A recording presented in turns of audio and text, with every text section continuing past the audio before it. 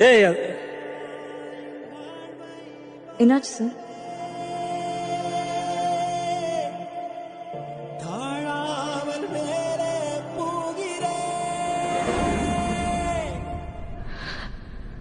ரொம்ப தூரம் போயிட்டியா ராம்?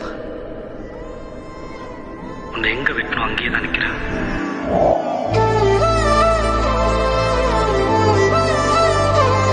மாதம் சுமந்த உன் தாய்க்கு நீ சொந்தமெனில் உன்னை இத்தனை காலம் மனதில் சுமக்கும் எனக்கும் நீ சொந்தம்தான். ஏய் என்னாச்சு சார்?